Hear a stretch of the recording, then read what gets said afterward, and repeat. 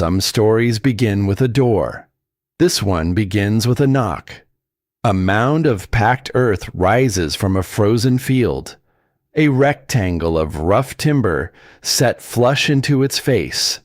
A strip of tallow-softened leather pressed along the sill. From the road, where a person might pass without stopping. It looks less like a house than like something the land itself has made. A hill with a door. A secret the field is keeping. Now put a man outside that door. He is tall, and he has spent most of his life being the kind of man whose height alone settled questions. He stands in darkness so complete that the stars overhead look like puncture wounds in black cloth. His hat is in both hands. He is turning it slowly at the brim. A small, compulsive movement, the hands doing the only thing available to them when a man has run entirely out of easier options. His shoulders, which have carried authority like a second coat his entire life, are curved inward, not dramatically, not in the way of a man who has been broken, in the way of a man who has been humbled by something larger than pride, knows how to accommodate. He raises his hand. He knocks. The sound travels through 2 feet of packed earth and curved iron and fire-lit air, and somewhere inside that hill, a woman hears it. She has been expecting it. But before we learn whether she opens that door, before we learn what it cost her to build the thing he is knocking on, and what it cost the community around her to dismiss it, and what the winter did to all of them when the reckoning finally came, we need to go back. Back to the morning a man named Harlan Voss arrived with papers. Back to the morning Eliza Calloway lost everything. The ground was still frozen the day they buried Thomas, not the bone-hard freeze of deep winter, but the stubborn cold of a season that had not yet decided to release its grip, the kind that made the gravediggers work in shifts and kept the ceremony shorter than anyone would have wished. Eliza stood at the edge of the plot with Owen on one side and May pressed against her hip on the other, and she did not cry. Not because she had nothing to cry about, because Owen was watching her the way 7-year-olds watch their mothers in moments of catastrophe, with total attention, looking for the signal that tells them how afraid to be. She gave him nothing to be afraid of. Not yet. Thomas had been gone 4 days. A fever, sudden and absolute, that moved through him like something with a schedule to keep. 4 days from the first chill to the last breath. She had sat beside him through all of it, holding his hand, watching the light in his face change the way a lamp changes when the oil runs low. Steady, then flickering, then still. She had not slept. She had not eaten more than a few bites. She had kept the children calm and the fire burning and done all of it without asking anyone for anything, because that was the kind of woman she was, the kind her father had raised her to be, out on the flatlands where she had grown up, where asking for help before you had truly exhausted every other option was considered a kind of failure, and where the land taught you early that it would not wait for you to be ready. The trouble with being that kind of woman, she was beginning to understand, was that it made certain people mistake composure for weakness. Harlan Voss appeared at the house 3 days after the burial. He was Thomas's father in name and bloodline, and very little else.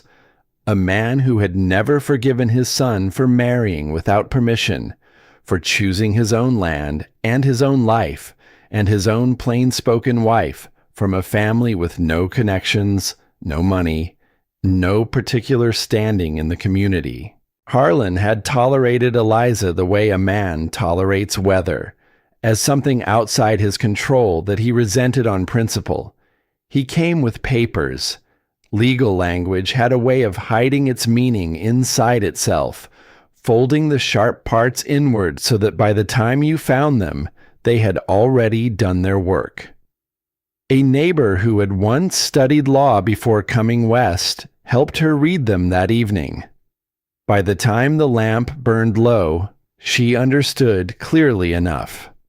Thomas had not completed the formal transfer of the land title before he died.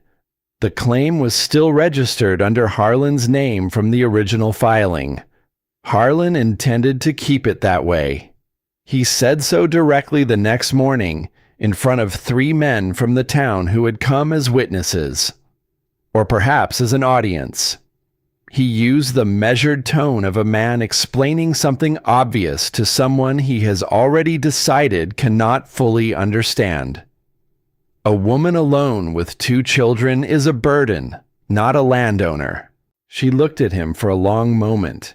The cold air between them held the words like they were carved into it. She turned and went back inside and closed the door. That was the last civil exchange between them. By nightfall, she had tried the boarding house. The woman at the door looked past Eliza's shoulder at the children, then back at Eliza's face, and said the rooms were taken. The general store declined to extend further credit. A neighbor she had once helped through a hard winter kept her lights off and did not come to the window. It was not cruelty, exactly. It was the particular arithmetic of small communities, the way people calculated risk and allegiance and what it cost to be seen on the wrong side of a man like Harlan Voss. They were not bad people. They were careful people. And in that season, in that place, careful and cruel arrived at the same destination. Eliza walked out of town with Owen beside her and May in her arms, 43 cents in her coat pocket, and the clothes on their backs. The tank sat in the field like something the world had forgotten about and not yet gotten around to removing. It had belonged to a cattle operation that had folded years before. The whole enterprise dissolved into debt and drought, the hands scattered, the equipment left where it had last been used. The tank was large, roughly the shape of a barrel laid on its side, riveted iron plate gone rust red at the seams, set into a slight depression in the earth at a gentle angle, built to hold water for livestock. It had held nothing for a long time now. Eliza set May down and looked at it. Owen stood beside her. His breath made small clouds. He was trying hard not to be scared. She could tell by the way he held his chin slightly higher than usual. "Can we really live here?" he asked. She did not answer immediately. She walked around the tank slowly, the way her father had taught her to walk a piece of ground before deciding what to do with it. Not looking for what she hoped to find, but for what was actually there. The tank sat in a natural depression. The earth around it was already banked slightly higher on 2 sides. The prevailing wind came from the northwest. The long axis of the tank ran roughly east to west. None of this was accidental, she thought. Whoever had placed it here had known something about wind and exposure. Even if he had not known, he was also building something that could become a shelter. She crouched at the base on the south-facing side and pressed both palms flat against the earth. There it was. The thing her father had shown her. On a winter morning in the flatlands so long ago, it had the soft edges of a dream. His hands over hers, pressing both palms into the frozen soil just below the surface, where the earth held its own cold, not the sharp, violent cold of the air above, but something slower, steadier, with its own logic and its own rhythm. "The earth never lies," he had said. "It holds what it holds, and it gives what it gives. and it never pretends to be something it isn't. She stood up. She looked at the tank. She looked at her children. "Your grandfather taught me something," she said quietly, "about iron and earth and the way the ground keeps its own temperature, about the difference between the cold up here." She gestured at the air around them, "and the cold down there." She pressed the toe of her boot into the soil. "And I think this is going to be all right." Owen looked at the iron tank, then at his mother, then at the tank again, with the particular expression of a child who is deciding whether to believe something he cannot yet verify. She reached for the hatch at the top, stiff, rust-frozen, and worked it open with both hands. Cold air breathed out from inside, but still, no wind, no bite, just stillness.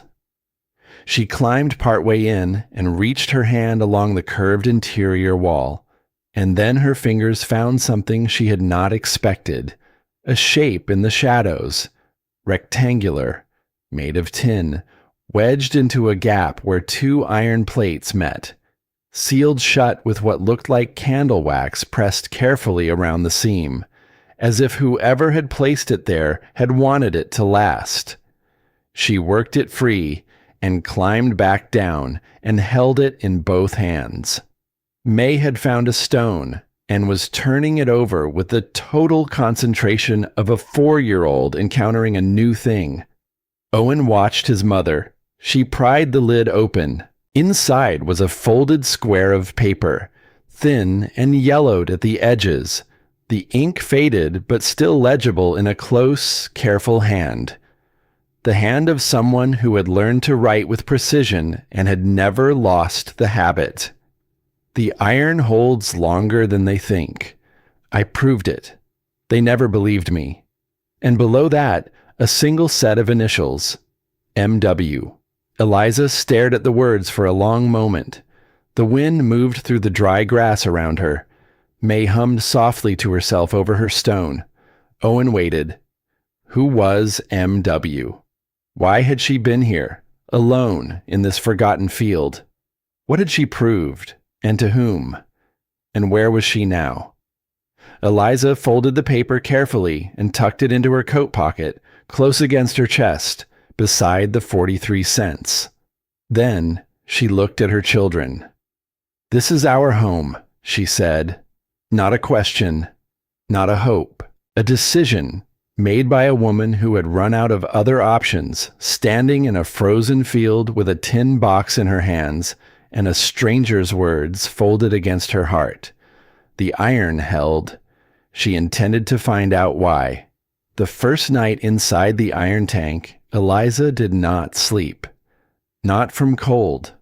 The small fire she had managed to build on a flat stone near the center kept the air from becoming dangerous, kept May from shivering in her sleep, kept Owen's breathing slow and steady beneath the single wool blanket she had folded double around both children.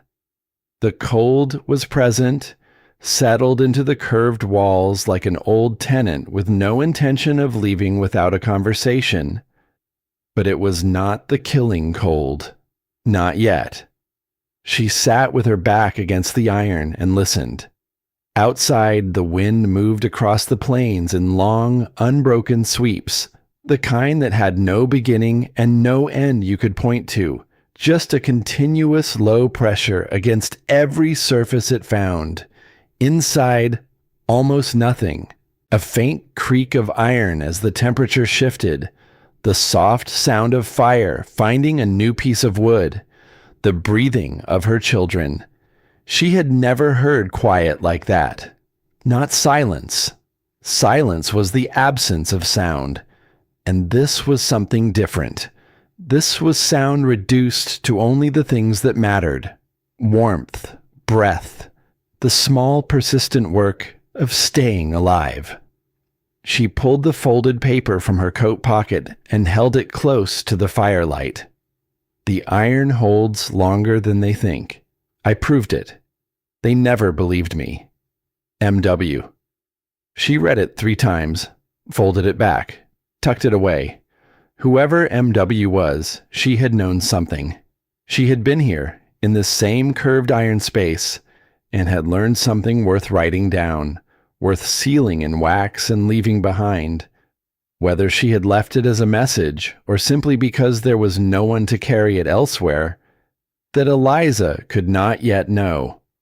She intended to find out, but first, she needed to survive the winter. Starting at first light, morning came gray and flat. No pretense of warmth, just the plain fact of the season. Eliza was already outside when Owen woke. She had walked the tank 3 times, slowly, the way her father had taught her to walk a piece of ground, not looking for what she hoped to find, but for what was actually there. The prevailing wind came from the northwest. The long side of the tank ran roughly east to west. The earth around it banked slightly higher on 2 sides. None of this was accidental.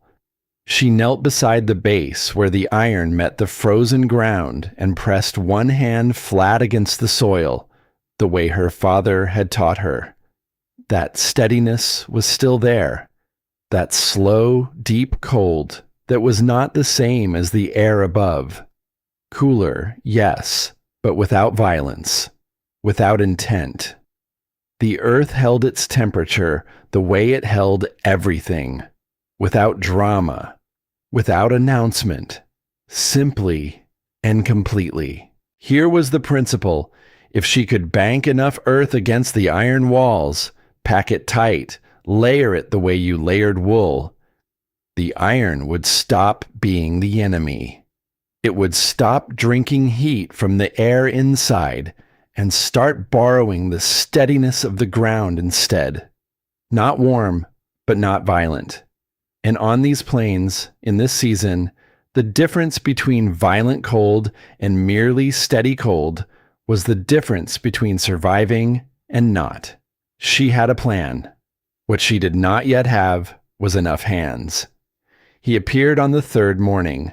She heard him before she saw him, boots on frozen ground, unhurried, not the brisk walk of someone with an errand, but the measured pace of a man who has already decided something and is simply arriving at the consequence of that decision.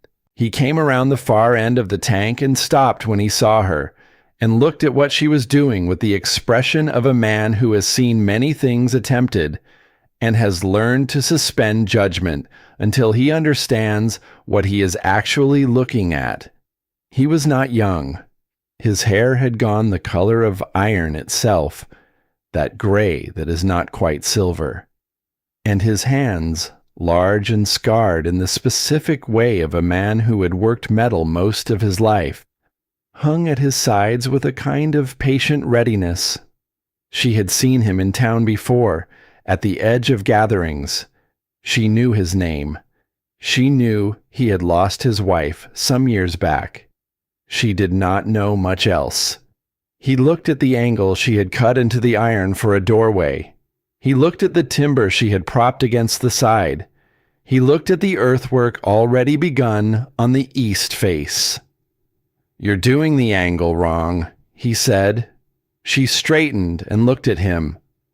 "The door, the way you framed it, cold air will roll under the sill every time someone opens it.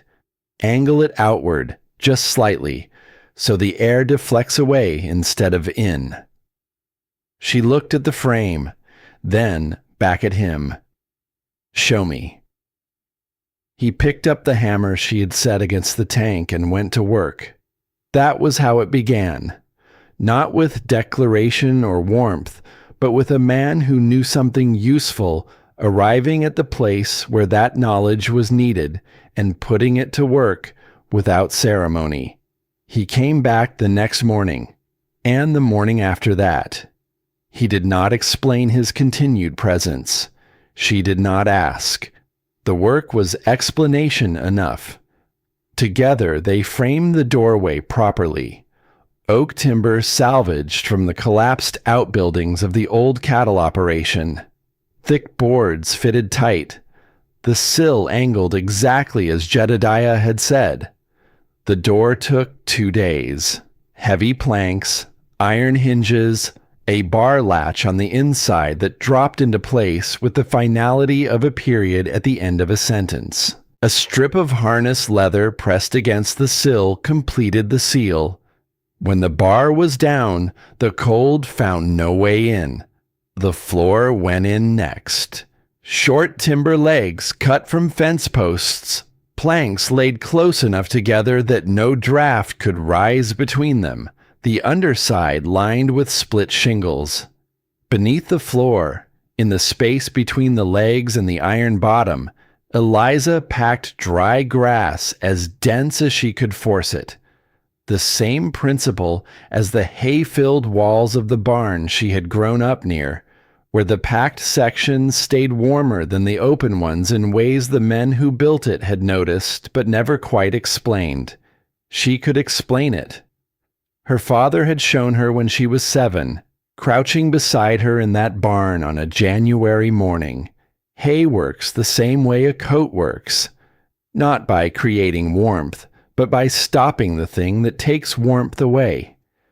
The skills are already inside you, he had told her. You just have to remember to use them. She was remembering now. The 3 matches happened on the 5th night. It had been building for 2 days. The temperature dropping in a way that was not dramatic, but was steady and certain. The kind of cold that simply arrived and stayed, settling into everything not actively defended against it. She had been rationing the matches with the arithmetic of a woman who knows exactly what she has and how long it needs to last. May had been restless since midday. By evening, she was warm to the touch in the wrong way. The heat of a small body working too hard against something it could not name. She fell asleep before dark, which was unusual. Her breathing came in the fast, shallow rhythm that meant fever. Eliza had let the fire burn low during the afternoon, conserving wood. By the time she understood that May needed it burning higher and steady through the night, the coals had gone cold. She found the match tin, counted 3. The first caught on the striker and burned almost long enough to light the tinder before a draft she had not felt snuffed it out. She sat in the dark with a dead match between her fingers, and Owen perfectly still in the way he went still when he was frightened and trying not to show it. May's breathing, too fast, too shallow, filled the curved space around them. The second match caught and held for 4 seconds before it, too, went out. She set the third match aside. She felt around in the dark for the small cloth she kept for tinder. Found it. Found 2 stones. Flint-edged, the kind her father had told her to keep. From a handful she had gathered and carried without quite knowing why. Some instinct for preparedness that had seemed perhaps excessive until this exact moment. She struck them the way he had shown her. The angle mattered. The pressure mattered. The cloth had to be exactly positioned. The first spark landed wrong. The second caught. She cupped her hands around the tiny orange thread of it and breathed as carefully as she had ever done anything. Barely at all, just enough, directing the warmth of her breath without the force of it. And the thread became a small flame. The fire built, slowly, then steadily. The curved space filled with warmth again. May's breathing evened out before midnight. By morning, the fever had broken, and Owen was asleep, curled around a stray piece of blanket. His face finally relaxed into the uncomplicated rest of a child who has decided things will be all right. Eliza sat by the fire and let herself feel her hands shaking. But what she did not know was that the real test had not even begun. They came in waves. Gareth Wynne was first. He ran the general store and had opinions about everything that happened within 3 miles of his establishment. He rode out one morning on a pretext so thin it was nearly transparent and stood looking at the earthwork Eliza had built against the tank walls for the better part of an hour. He offered no help, asked no genuine questions. He stood with his thumbs in his belt and looked at the mounded earth with the expression of a man examining something assembled in an unusual way, curious, privately amused, waiting for the moment it would fall apart. "Going to call it Calloway's Folly," he said, not quite to Eliza, not quite to himself, but to the air between them, where such declarations could hang without requiring a response. She did not give him one. She kept working. He told everyone, of course. The name spread the way such names do, quickly, and with a pleasure that had nothing cruel in it on the surface, but was unmistakably unkind underneath. Calloway's Folly, said with the particular smile of people who have already decided what the outcome will be and are enjoying the anticipation of being proven right. That evening, someone threw a stone against the iron side of the tank, not hard enough to damage anything, hard enough to be heard clearly from inside. She kept the bar down and listened to the footsteps retreat across the frozen ground, and she thought that a stone thrown at iron was a poor argument against iron. Reverend Stokes came next. He was a precise man, thin and careful in his movements, the kind of preacher who delivered sermons about humility with an authority that suggested he had never personally struggled with the concept. He stood outside the doorway. Not coming in, she noted, which meant the visit was intended as official rather than pastoral. He spoke about the natural order of things, about the wisdom of accepting the paths laid before us, rather than, as he put it, attempting to carve roads through country we were not suited to navigate. He did not say her name. He did not need to. She listened to all of it. "Thank you for coming, Reverend," she said. She picked up her hammer and went back to work. Owen had been sitting inside, listening, with the stillness of a child who understands he is witnessing something important. After the Reverend's footsteps faded, he said, "He doesn't know about the earth temperature, does he?" "No," Eliza said, "he doesn't." "Maybe someone should tell him." "Maybe, but not today." The most unkind visitors came in a loose group one afternoon. 4 young men led by Callum Dreer, who had the loud confidence of someone who had never yet been wrong about anything important and did not yet understand what being wrong felt like. They stood outside and made the kind of remarks that are not quite loud enough to require a response, but not quiet enough to be mistaken for private conversation. $2 says she's gone before the first hard freeze, Callum said in the carrying tone of someone making a statement for an audience. How long before the Iron Widow admits it? The Iron Widow. That one Eliza had not heard before. Owen heard it. She could tell by the small, controlled adjustment of his shoulders, the movement a child makes when something has landed and they are deciding not to show it. He turned from the gap in the wall where he had been looking out and went to the far side of the space, sat down with the piece of flat stone he had found earlier and a piece of chalk, and began writing his letters with a concentration that was both genuine and performed. "For my lessons," he had said when he found the stone, carrying it home and examining it on every side. It's the right shape for writing on. She had turned away so he would not see her face. That piece of stone sat on the small shelf she had built against the curved interior wall, the first object in their first home that had no survival purpose, that existed purely because a child had thought it useful and beautiful. In quiet moments, it seemed to her the most important thing in the space. Owen found Buck on what she believed was a Tuesday, though the days had blurred enough that she could not be entirely certain.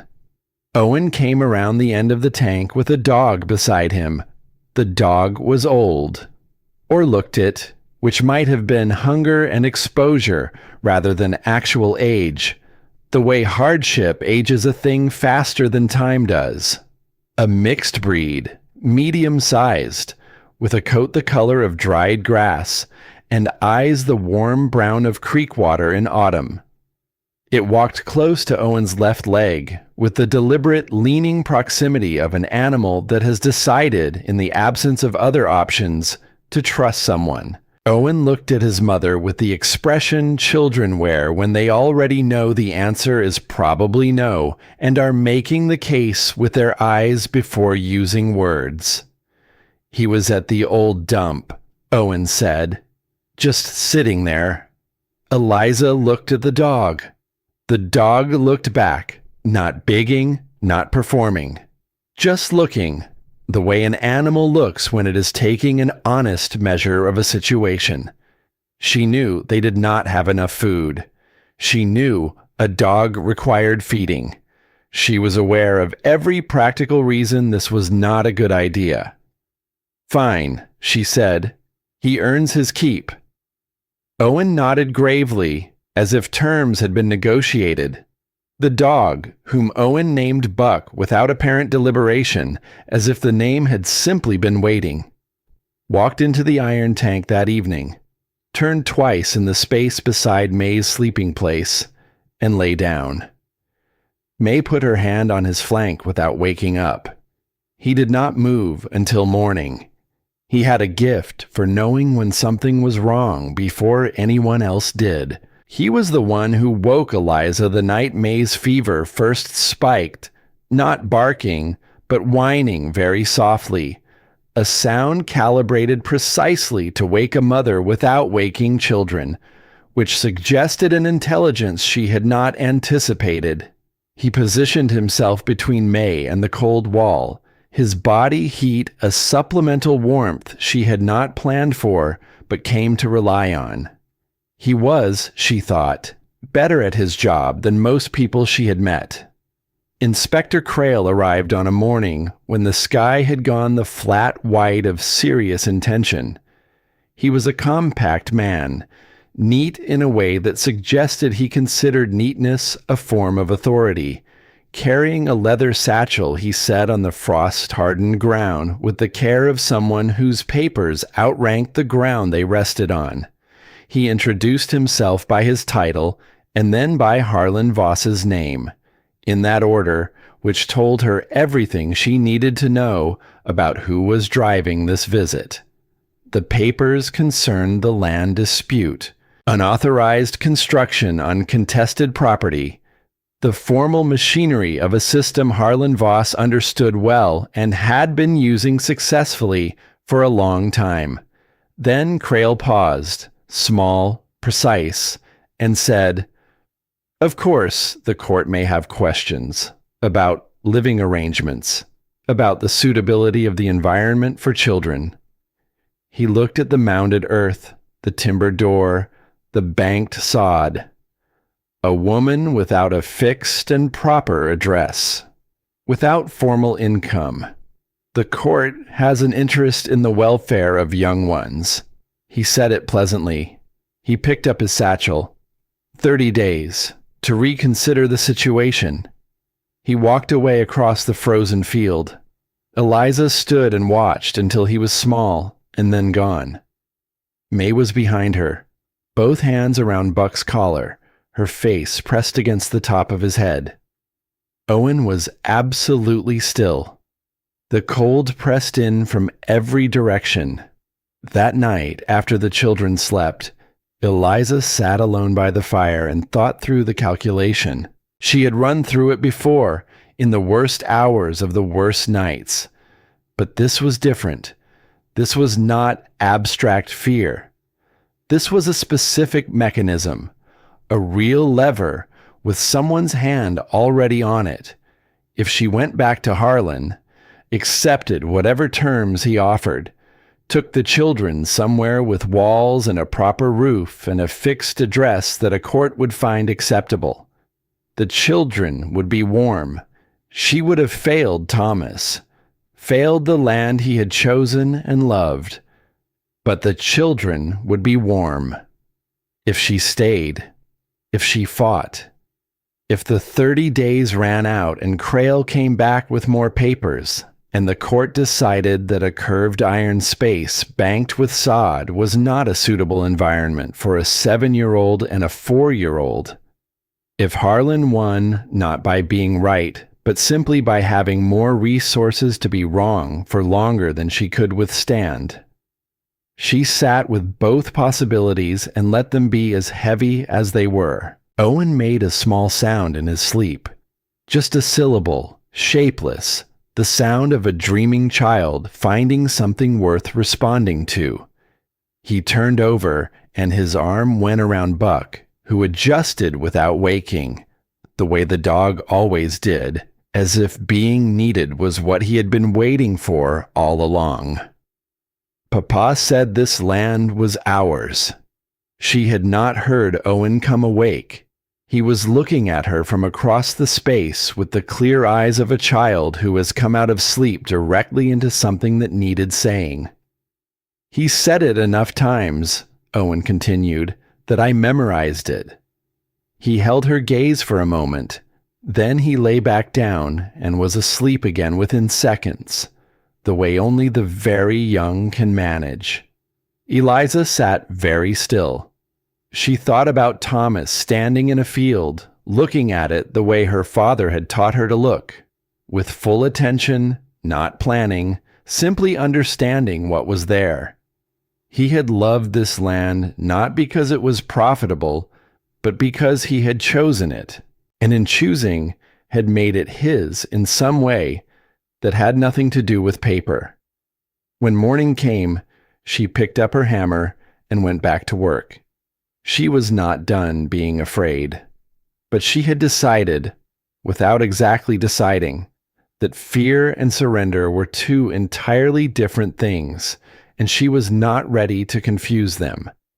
It was sometime in the long middle of building that Jedediah Harrow stopped being simply a man who came with a hammer and became something she had not anticipated. He said very little. Not the silence of a man with nothing to say, but the silence of a man who had learned, at some cost, that saying the wrong thing at the wrong time was its own kind of damage. He worked alongside her on the earthwork, cutting sod in long strips and stacking it against the tank walls, packing the gaps with the clay and grass mixture she had arrived at through trial and error. One evening, when the work was done, and they sat on opposite sides of the stove with tin cups of coffee, real coffee, which he had brought without making anything of it, he said, "My wife used to say, the best houses are the ones that fight back." He said it to the curved iron wall across from him, as if the statement were for the room rather than for her. She thought about it a moment. She sounds like she was right. He nodded, finished his coffee, stood. "I'll come back in the morning," he said, not asking, stating. "I know," she said. After he left, she sat in the quiet and thought about the way loss can be a kind of recognition between people. How two people who have each had something important taken from them can find each other in the middle of the ordinary without needing to announce it. Owen had noticed before she had. She had caught him watching Jedediah with the measuring expression he used when deciding whether something was worth trusting. That slow, careful assessment he had developed in the weeks after Thomas died, when the world had become a place where reliable things disappeared without warning. There was only the small fact of a man who came back every morning without being asked, and a woman who had stopped being surprised that he did. But what she did not know, in those long evenings of building, was that Jedediah Harrow carried a secret about this place, about the iron tank, about the land it sat on, about the woman whose initials she carried folded in her pocket. A secret he had been carrying for years and had not yet found the moment to put down. Beyond the immediate work of building, there was the daily arithmetic of survival, the calculations she ran every morning before the children woke, sitting by the embers with a tin cup and the quiet company of the coming light. How much wood remained? How many days of cornmeal? Whether the rabbits she had been setting traps for, small, rudimentary things made from bent wire and patience, were likely to produce anything before the current supply ran out. She had been rationing herself more aggressively than the children knew. Owen had the sharpness of a child who noticed things, but she had become practiced at eating in the movements, at making the act of consuming look like the act of serving, so that when she sat down at mealtimes, her bowl appeared full enough and was emptied with enough apparent effort that no one looked too closely at how much had actually been in it. One morning, Owen brought her a rabbit he had caught himself, not with any of the traps she had set, but with a method of his own devising that involved a bent stick, a length of thread salvaged from a torn hem, and what he described with modest pride as a lot of waiting. She made it into a soup that lasted 2 days and felt, in the making of it, like an argument she had been quietly winning without knowing she was in the fight. She did not tell him this. But that evening, when he was doing his letters on the flat stone, she stood behind him for a moment longer than she needed to and put her hand briefly on the top of his head. He did not look up. He was concentrating, but the set of his shoulders changed very slightly, in the way of a person who has received something they did not know they needed. The building continued. The earthwork was the most physical labor she had done in her life, and she had done a great deal. Cutting sod required the whole body, the pressure down through the spade, the leverage of the handle, the lifting and carrying and stacking that followed. She developed a system. Cut a section in the morning while she had the most energy, let it rest, move it into place in the afternoon, pack it in the early evening before the temperature dropped and the ground hardened. Jedediah helped when he came, which was most days, and his help made the difference between progress and exhaustion. Though she was careful never to let herself think of the progress as dependent on his presence. If he stopped coming, the building would continue. He did not stop coming. There was, one afternoon, a moment that caught her off guard. She had been working the clay and grass mixture into the gap between the earthwork and the iron on the upper side, packing it with a stick. The mixture had to be wet enough to be workable, but not so wet that it would crack and shrink as it dried. She had been doing this for perhaps an hour when she realized Jedediah had stopped what he was doing and was simply watching her. Not in a way that was uncomfortable. In the way someone watches something they find genuinely interesting. Not the person, but the work, the technique, the particular solution to a particular problem that the person has arrived at through observation and persistence. "Where did you learn that?" he asked. "I worked it out," she said. He nodded slowly, not dismissing it, not elevating it, simply registering it as a fact. "Show me," he said. She explained the ratio, the consistency she was looking for, the way the mixture behaved differently in cold air than in warm, the signs that told her when it was ready to apply. He listened with the complete attention of someone who has decided the information is valuable and is taking it in to keep. "You should write this down," he said. "Owen is learning to write it," she said. He looked at her. Something shifted in his expression towards something she recognized because she felt a version of it herself sometimes. The combination of surprise and recognition that comes when you encounter something better than you were expecting. "He's writing down the techniques?"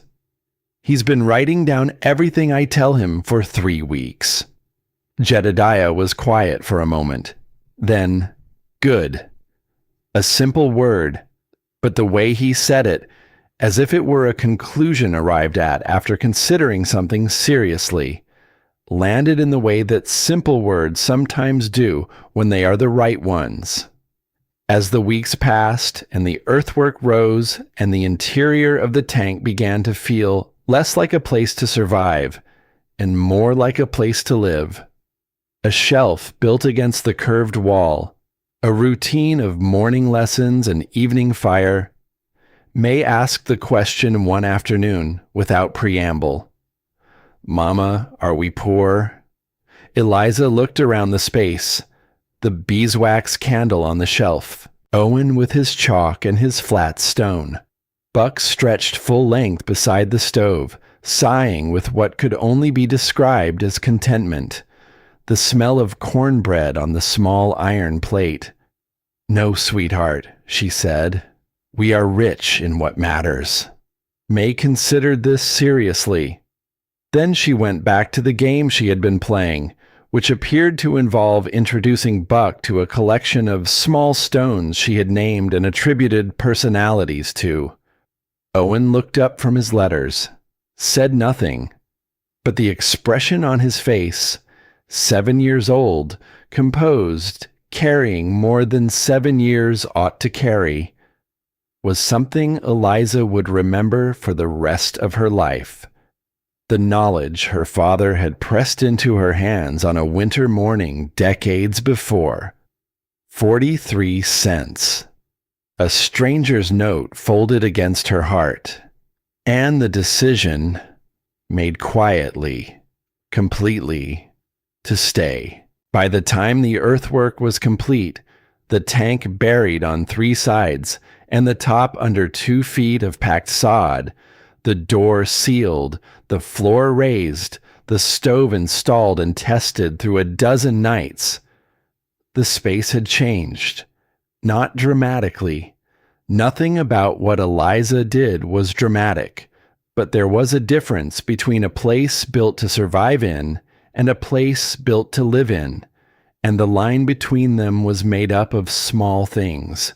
The shelf Owen built from 2 scraps of timber and a salvaged nail, the hook beside the door for coats, the way May had arranged her collection of named stones along the windowsill.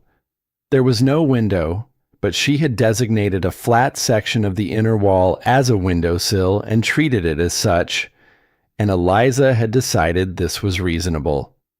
The space was theirs, not the way a house is yours because your name is on a paper, the way a thing is yours because you made it with your hands, because every decision in it was yours, because the cold outside had tested it and it had held. Jedediah came and went. Sometimes he brought something, a length of rope, a sack of cornmeal, once a small jar of apple preserves that he set on the shelf without comment and which Owen ate very slowly over a week and a half, making each spoonful last. The iron held. The space was theirs. For now, that was enough. The rumor started the way rumors always start in small places. Not with a lie exactly, but with a question asked in the wrong tone of voice. Dorothea Fenner was not a malicious woman, or at least she would not have described herself that way. She was, by her own accounting, simply someone who noticed things and felt it her civic responsibility to share what she noticed with people who might find it relevant. That she was always the first to notice things and the last to stop talking about them, and that the things she noticed had a way of becoming slightly different in the noticing. These were details she had never quite examined in herself.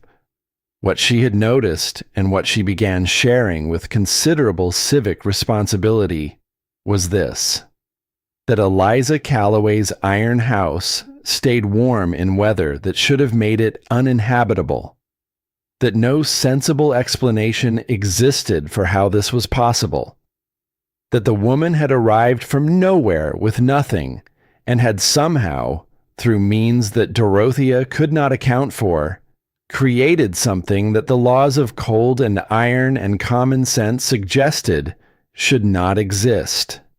She did not use the word witchcraft. She was far too careful for that.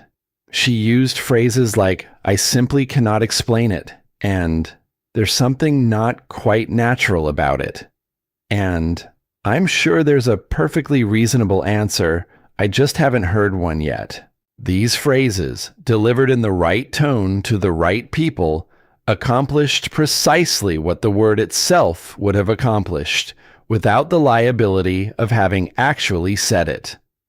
By the time the talk reached Reverend Stokes, it had accumulated the weight of a thing that many people have expressed concern about, without any single person taking responsibility for starting it.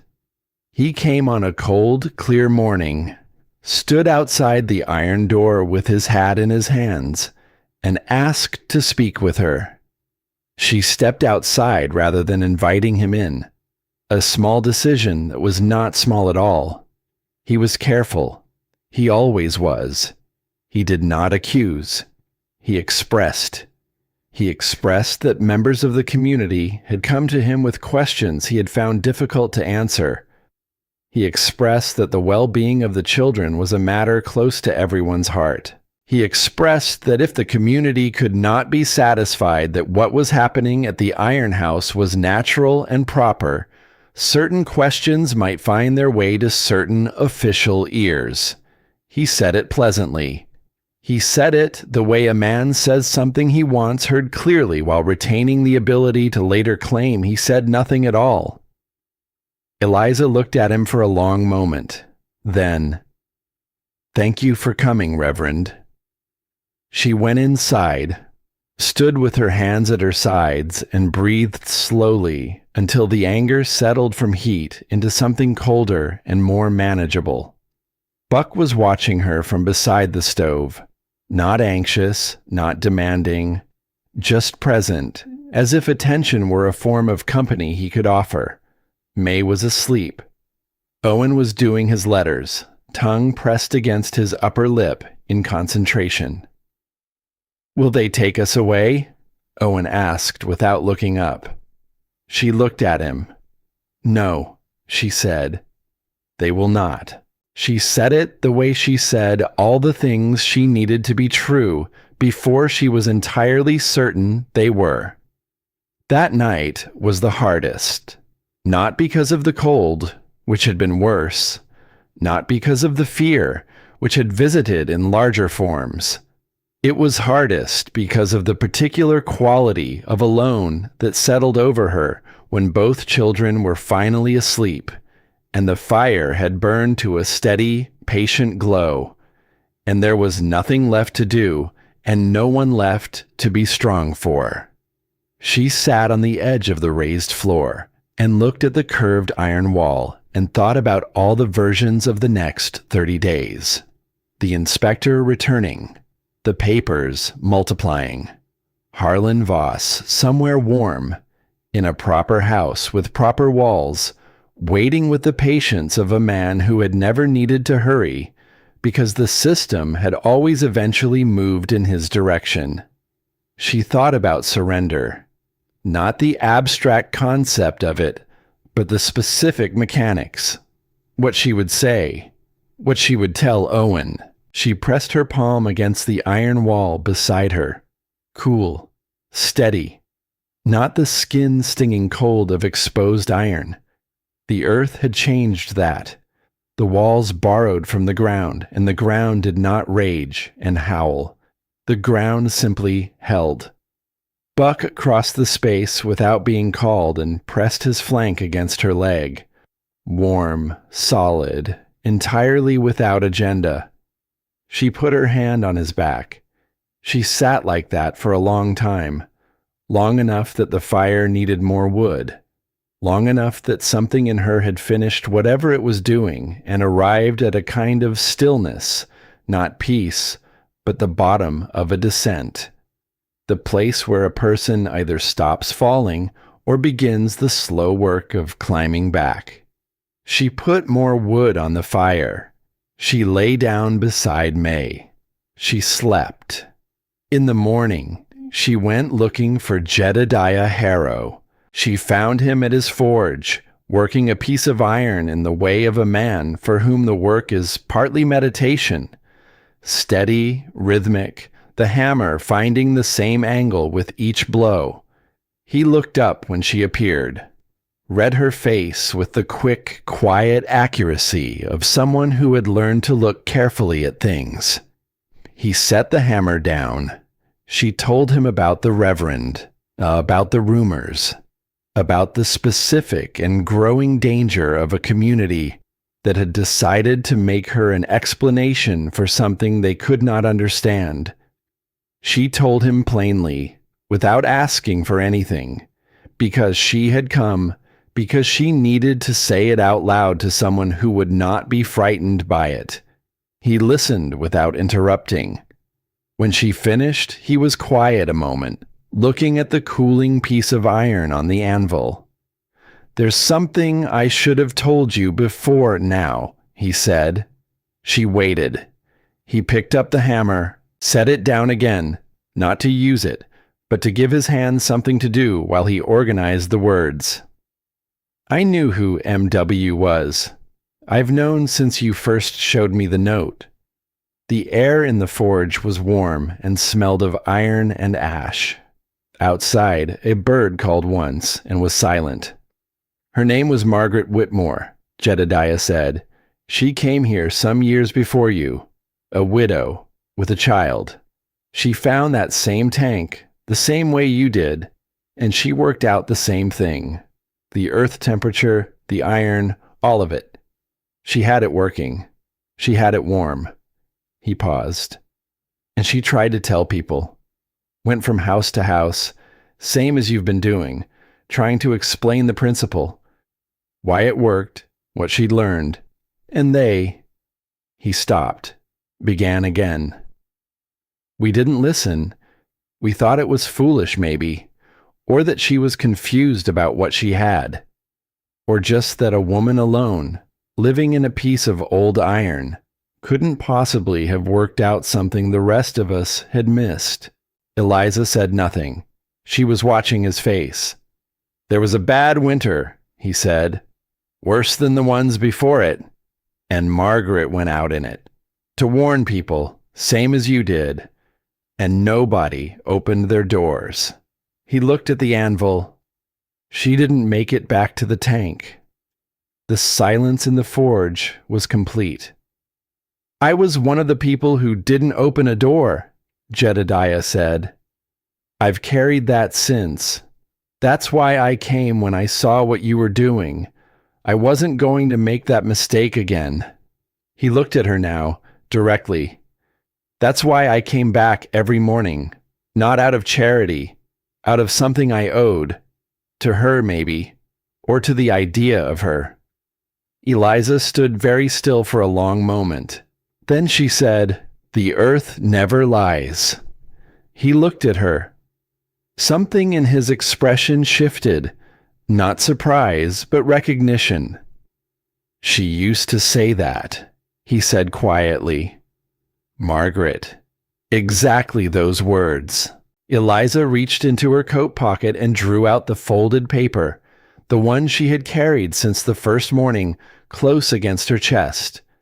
She held it, feeling the weight of it. All these months of carrying it. All these months of wondering. And now the wondering was over, and what replaced it was something heavier and more specific. Margaret Whitmore had known, had proved it. had tried to give the knowledge away and been refused, and had died for the refusal. She folded the paper and put it back. "Help me warn them," she said. "One more time, before the weather changes." He picked up his coat from the hook beside the door. "I'll come with you." The signs had been building for days, and she had been watching them with the attention her father had taught her to bring to anything the natural world was trying to communicate. Buck's behavior was the clearest signal. He had always been a dog who settled early, finding his spot beside May and staying there until morning with the reliable steadiness of a thing that has no particular anxiety about the world. But for 3 days now, he had been restless, unable to be still, moving through the space repeatedly, pausing at the door, pacing to the far end and back, his nose working at the air near the floor with a focused attention that reminded her of her father's horses in the hours before serious weather. Not panic, but a total mobilization of every sense toward something coming. The sky to the north and west had changed, not dramatically, no towering clouds, no sudden darkness, just a quality to the light that was difficult to name, a flatness, a peculiar yellowish cast that sat behind the regular gray of cold weather the way a bruise sits under skin, coloring everything slightly wrong. The temperature had been dropping for 2 days without the small reprieves that usually interrupted it, the brief warm-ups, the moderation that made the cold feel manageable. This cold had direction. She and Jedediah went from house to house. At the first house, the husband listened, thanked her for her concern, said that winters here were always difficult, and closed the door, without unkindness, which, in its own way, was the most deflating response of all. At the general store, Gareth Wynne looked at Buck, who had not stopped moving since they stepped outside, nose working the air, and said, "Animals don't predict weather. Never have, never will. That's an old wives' tale." He said old wives' tale without appearing to register the particular irony of saying it to the two people standing in front of him. Jedediah mentioned the barometric pressure, his wife's old instrument, which he had been checking out of habit since she died, and which had dropped faster in 2 days than he had seen it drop in a decade. Gareth looked at him the way people look at someone who has introduced an inconvenient complication into a situation they have already decided about. "I appreciate the concern. I've got stock to see to." Reverend Stokes received them with formal courtesy, an attentiveness entirely present in posture and expression and entirely absent in substance. Only Providence decides what weather comes and when. I think it would be presumptuous to claim otherwise. "I'm not claiming to decide anything," Eliza said. "I'm saying what I've observed. I'm asking people to be prepared." "We are always prepared," the Reverend said. "To trust in what is greater than our own understanding." She looked at him for a moment, thanked him, left. The last house belonged to a man who lived alone at the far edge of the community and had chosen distance from other people as the primary feature of his domestic arrangement. He opened the door halfway, looked at them with the frank unfriendliness of a person who regards all visitors as an imposition. She told him clearly, something serious was coming. The signs were consistent and unmistakable. The iron house on the edge of the field would hold through almost anything. He was welcome there if he needed it. "I've lived through every winter this country has thrown at me for 30 years, he said. "I don't need shelter from a woman living in a piece of old pipe."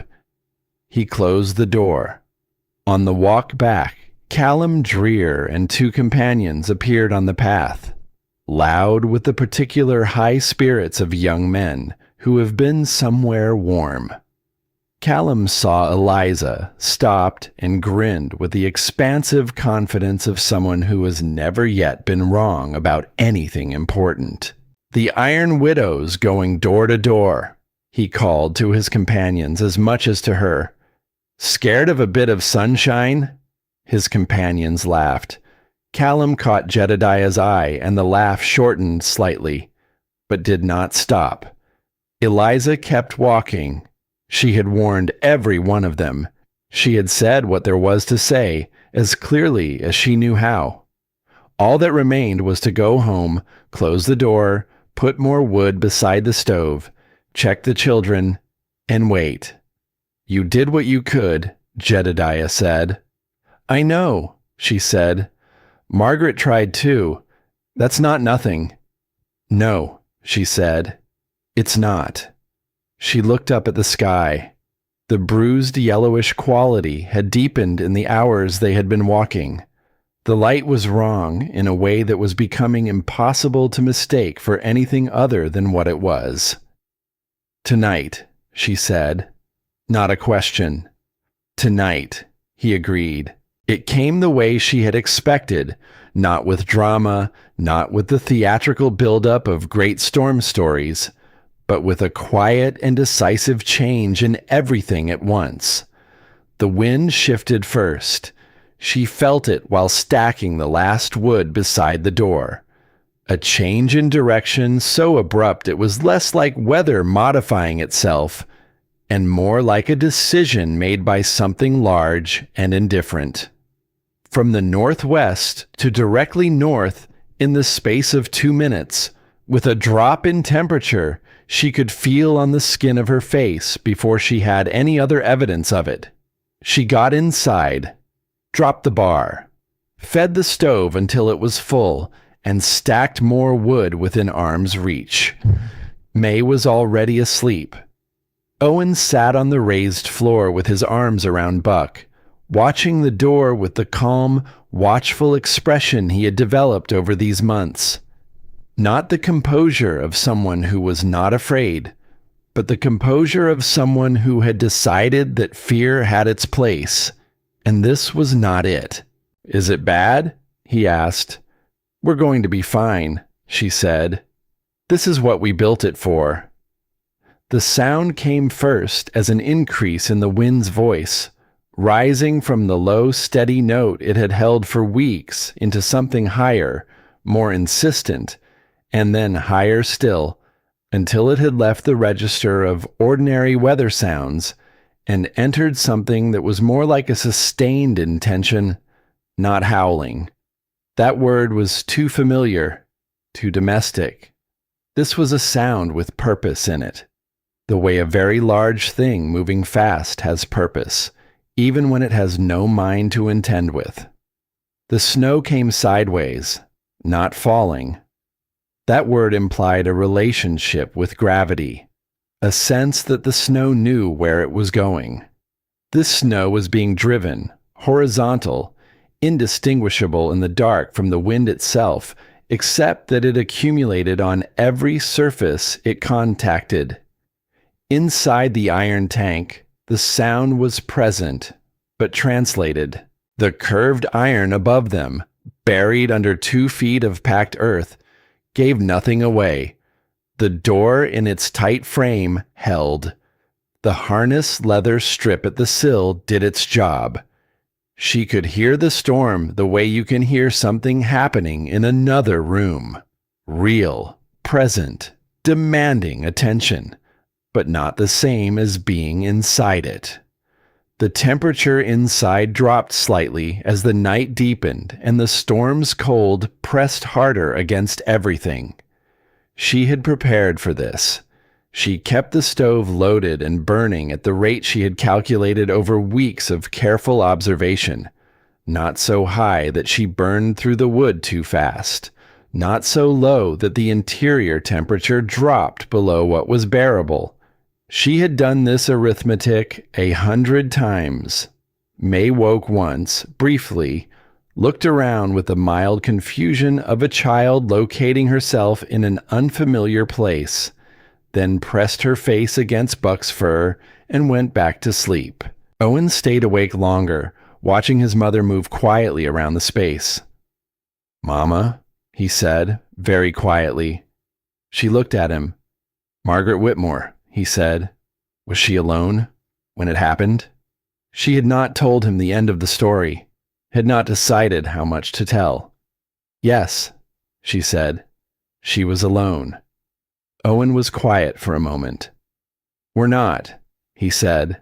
She looked at him, 7 years old, sitting upright in the middle of a storm, dismantling the world outside, stating a fact with the calm precision of someone who has understood something important and wants to make sure it has been received. "No," she said. "We're not." She sat beside him, and he leaned against her shoulder, and after a while his breathing slowed and deepened, and he was asleep between one breath and the next, the way children do when they have finished whatever they needed to be awake for.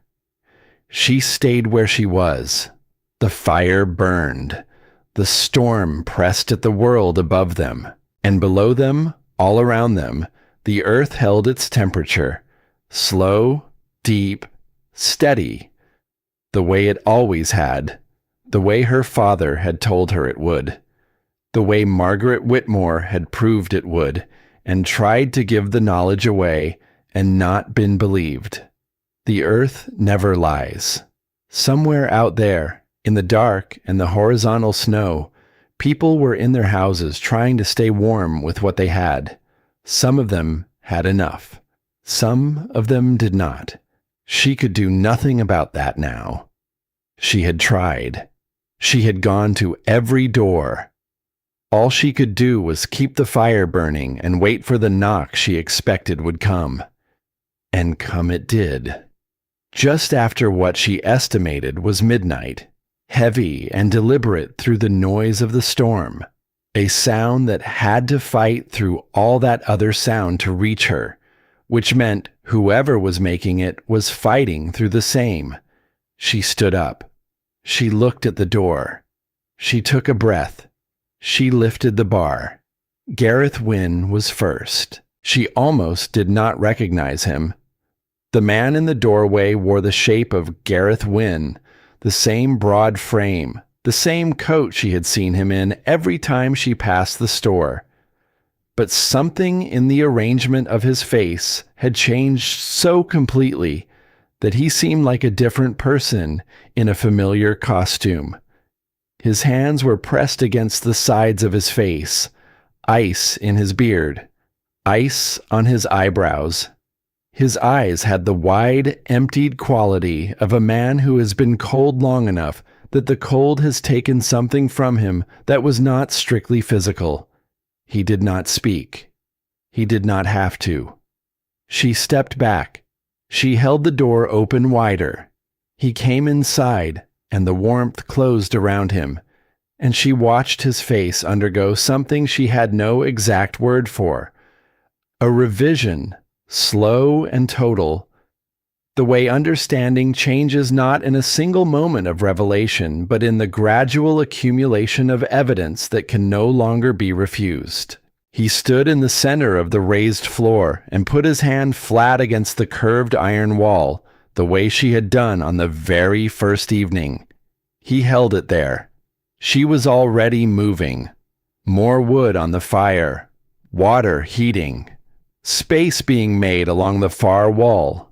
Reverend Stokes came 20 minutes later. She heard him before she opened the door.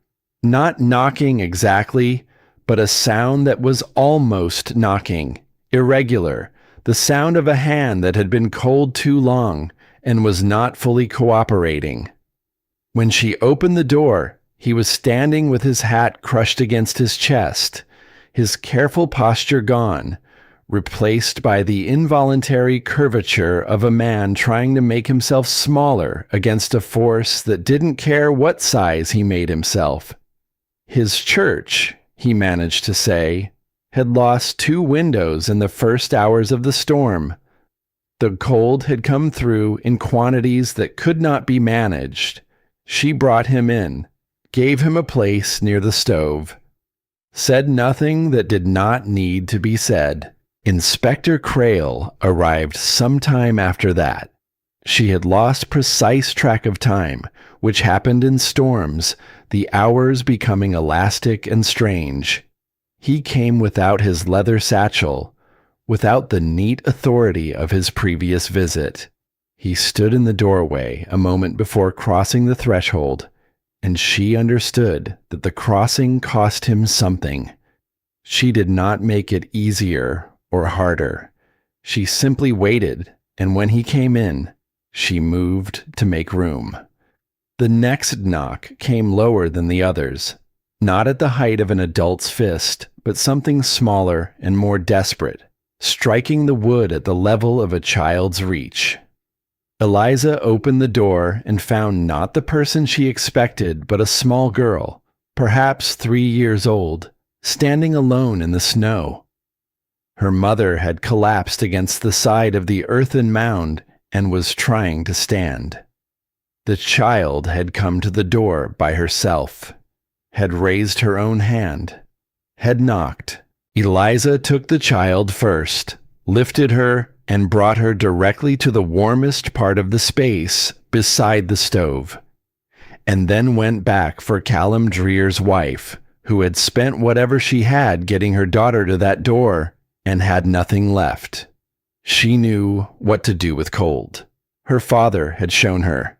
Careful, slow warming was required. The patience the situation demanded. Not hot water, not direct heat.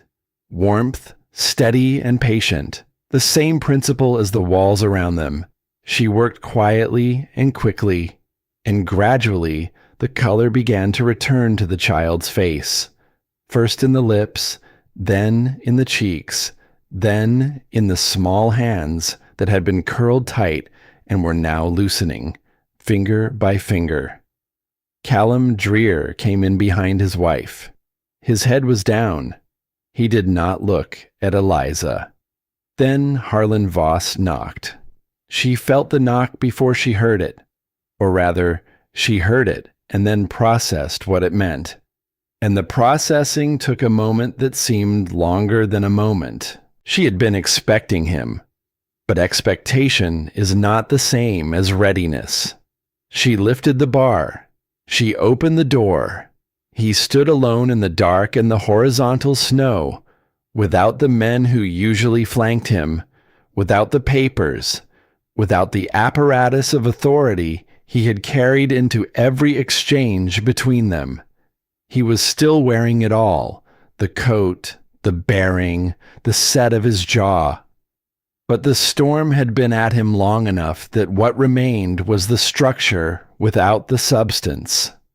The way a scarecrow holds the shape of a man without having any of the things that make a man.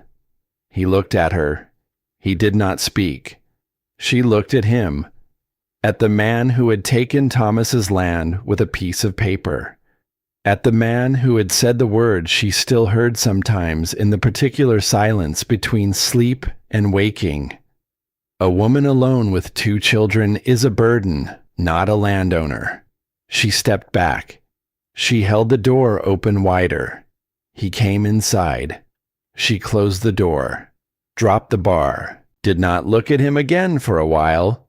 She had other things to attend to, and she had learned enough about herself to know she should not try to decide what she felt about his presence in the middle of a storm with 17 people in the room.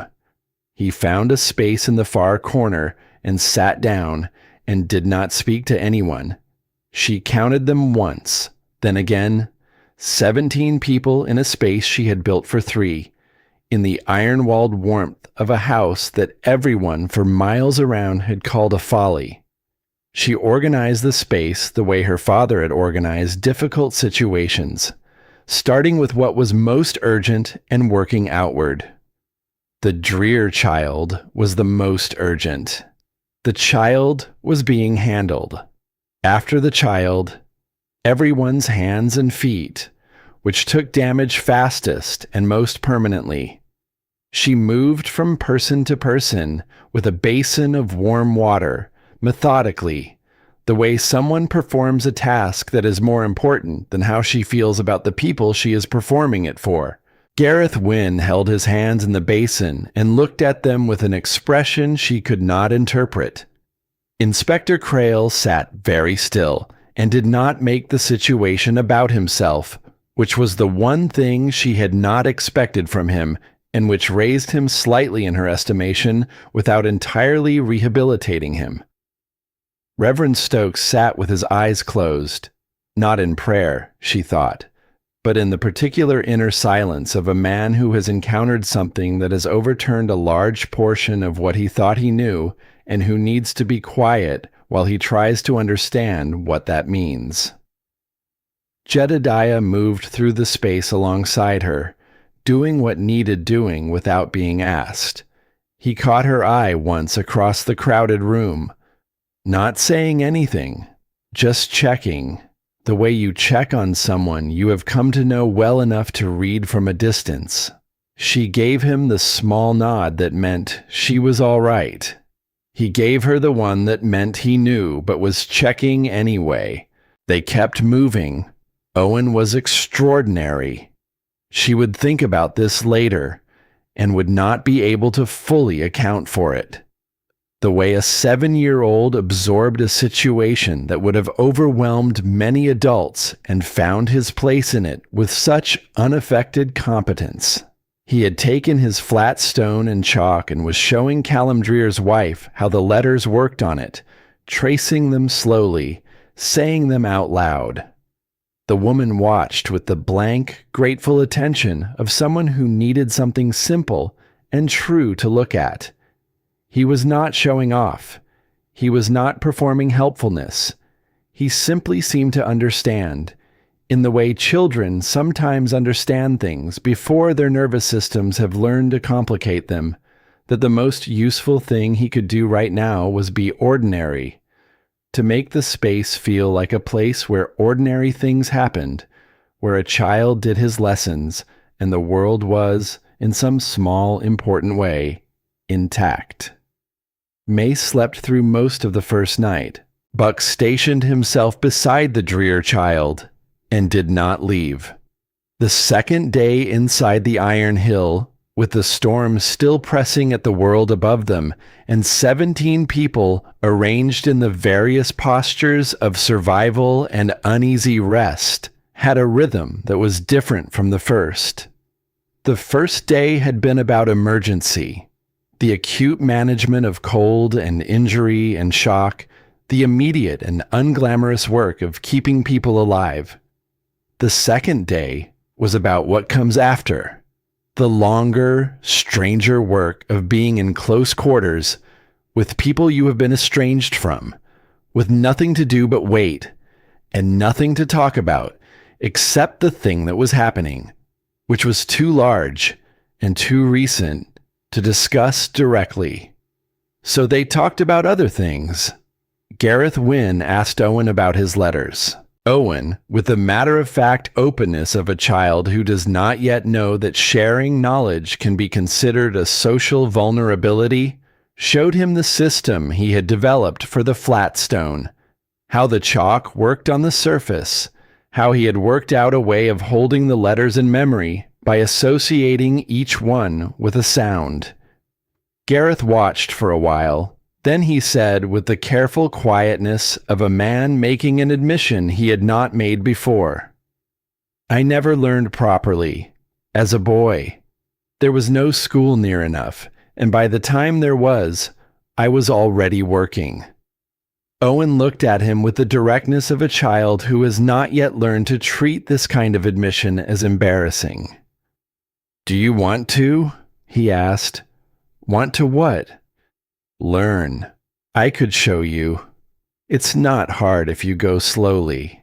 There was a pause that lasted just long enough to contain whatever Gareth Wynne was deciding, whether to remain a man who had never learned to read, or to become a man who, in a curved iron room during a storm that had already overturned everything else, said yes to a 7-year-old's offer. "All right," he said. Owen moved the flat stone between them and began at the beginning. Eliza watched this from the other side of the room and said nothing. She was moving through the space with warm water and the care that the situation required. But she was aware of it. That small transaction between a child and a man who might have, in different circumstances, been the child's adversary. And she thought about it later, in the quiet of the second night, as something she had not expected and could not entirely account for. Reverend Stokes spent the second day in a kind of extended, private reckoning. She could see it in the way he sat, not with the formal stillness of prayer, but with the quality of inwardness that belongs to someone actively reorganizing something significant in their understanding of the world. He did not speak much. When he did, it was to ask practical questions, whether more wood needed moving, whether the water needed refilling. And she answered practically and moved on. But she was watching. She had been watching all of them. Inspector Crail had gravitated toward the corner where Callum Dreer's wife sat with the child. He did not speak to them. He did not impose himself. But he sat close enough that she could see him watching the child, with the focused attention of someone who has had a realization and is still in the process of understanding its implications. The child, warm now, color restored, engaged in the investigation of Buck's ears that she had apparently decided was her primary task, was unaware of being watched, and was all the more affecting for it. Crail had come to her home with papers designed to suggest that this child might be better off elsewhere. He had not intended harm. He had been using a system, and he had used it in the direction he was pointed, without stopping to ask what the system was for or who it was designed to serve. She thought he was asking those questions now. She did not know what he would do with the answers. She did not know whether a man could reorganize something that fundamental in the course of a storm and come out the other side with the reorganization intact. She suspected the answer was sometimes yes, sometimes no, and the difference was in the person rather than the storm. She went back to tending the fire. The healing came slowly, the way real healing always does, not in a single moment, but in a series of small ones, each too minor to seem significant on its own, accumulating into something that could eventually be called a shift. The Dreer child's color improved through the first hours until she was pink and warm and sleeping against her mother's shoulder with the complete physical abandon of a child who has been frightened and is no longer frightened and has not yet had time to develop a story about it. Buck stayed. He had positioned himself with his back against the child's legs, generous with his body heat in the way animals are when they have decided someone needs it. The child slept with one hand resting on his back, and he moved only when she moved, adjusting to maintain the contact without waking her. It was sometime in the deep middle of the second night that the child woke. She surfaced slowly, through layers, the way small children come up from deep sleep. She looked around the crowded, firelit space with the mild confusion of someone locating herself in an unfamiliar place. Then she looked down at Buck, who had raised his head and was looking back at her with the calm, patient attention that was simply how he looked at everything. The child put both hands on his face. She looked at him for a long moment. Then she said, very quietly, into the warmth of the room, "Warm, just that. One word." The room changed, not dramatically. No one spoke. No one moved suddenly. The quality of the silence altered, the way air changes when a window is opened in a closed room. Something that had been held, waiting without knowing it was waiting. Released. From his corner, Callum Dreer made a sound that was not quite anything nameable. She did not look at him. She looked at the child, who had gone back to examining Buck's face with the systematic interest of someone conducting a thorough investigation. She thought about Margaret Whitmore, who had also understood something, and also tried to share it, and had not had anyone to open a door for her when the storm came. She thought, this is what the knowledge was always for. Not to prove anything. Not to be right. To be here, in this moment, with a child who is warm, and a dog who stayed, and 17 people who are alive. The earth never lies. She said it barely above a breath, and it hung in the warm air of the iron room for a moment before the fire sound covered it. Jedediah, sitting nearby, heard it. He said nothing, but she saw his expression change. Later, in the deep, quiet hours of the second night when the storm above them had begun to feel more like weather and less like a decision, Gareth Wynne spoke. He was sitting against the curved wall to her left, hands wrapped around a tin cup she had refilled twice. He had not said anything for hours. When he spoke, he addressed the middle distance in the tone of a man completing a thought he had been working on for a long time. I named it Calloway's Folly, he said, stood out in your field and said it loud enough to make sure it would travel. I meant it to travel. He paused. I was the fool. No one responded. No one needed to. Reverend Stokes, on the other side of the space, opened his eyes.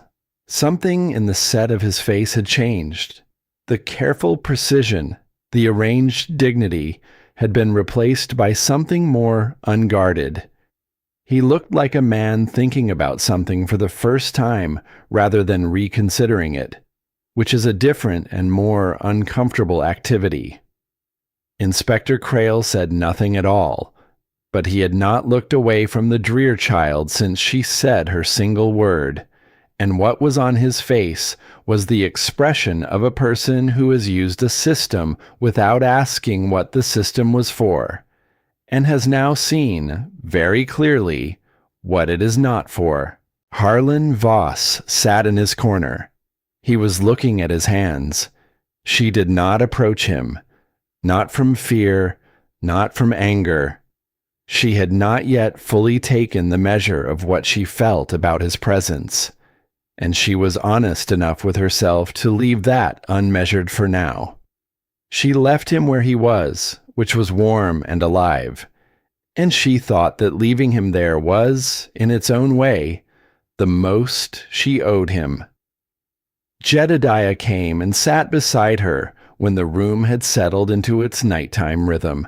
Most of the adults somewhere between waking and sleeping, the children properly asleep, the fire steady. They sat without speaking for a while. The storm was still audible above them, but the character of it had changed. It had stopped climbing and was now simply sustaining, which meant something was different. He reached out and took her hand, not dramatically, not with any announcement. He reached out and held it, lightly, in the way of someone offering a presence rather than making a claim. The way you hold a hand when what you mean is, I am here, and I am not going anywhere, and that is everything there is to say.